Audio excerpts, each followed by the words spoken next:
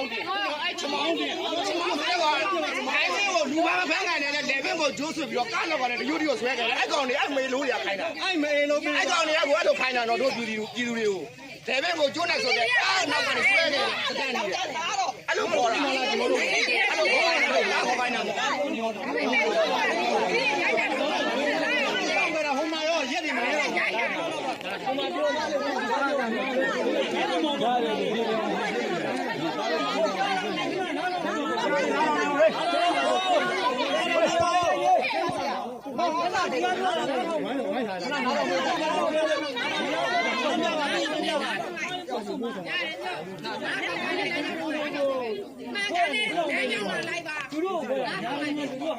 ထွက်သွားတယ်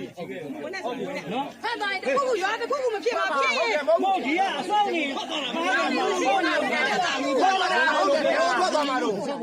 ကောင်ကြီးဘယ်ကိုထွက်သွားမှာလို့ပြည်သူတွေမလို့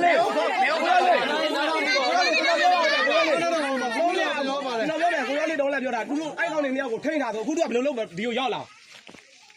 ပြောရှင်းပြအောင်ကျွန်တော်တို့ရှင်းပြအောင်တို့ရှင်းပြပါဘုမသွားရှင်းတာဘုံတို့ရှင်းပြနားထောင်ပါဒါထိုင်နားထောင်ပါမုန်းညိုဟွာမင်းလူကအချုပ်ထဲရောက်သွားပြီနဲ့ပြောတာသူကထိန်းထားလိုက်ပြီတဲ့ဟုတ်ကဲ့ဒီကိုရောက်လာလေအခုကဒီကိုရောက်လာတယ်ဒီမှာသူတို့လည်းကိစ္စပြောပါလေဟုတ်ပါဟုတ်ပါဘာလို့ပါခဲ့တာဆိုရှင်းပါလိမ့်မယ်နားထောင်ပြပါတော့ခဏလေးနားထောင်ပါခဏကြီးပြောခဏကြီးပြောခင်ဗျားတို့လည်းပြောရမှာပြောလိမ့်မယ်ပြောမင်းတို့တော့လက်ခံပြောရပြောမုန်းညိုလေမုန်းညိုပြောတယ်ပြောမင်းပြောအခုကချမောမီဒီယာတရန်ငါဘက်ကပါကပါကျွန်တော်တို့ခရိုင်မှာကျွန်တော်တာဝန်ခံခဲ့လို့ကျွန်တော်ပြန်ခဲ့တာနော်ဒီမှာဘာပြဿနာမှလည်းထပ်ချဖို့မဟုတ်ဘူးအခုလာဒီကောင်းမျိုးနဲ့ခေါ်တာဟုတ်ဒီမှာမထားချင်တော့လို့ဟုတ်တယ်ကျွန်တော်တို့ခေါ်ဖို့မောင်လေးမထားချင်ဘူးအမောင်လေး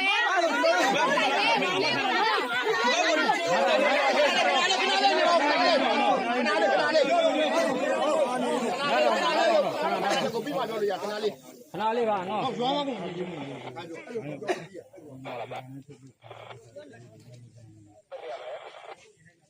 အဲ့ငါပါ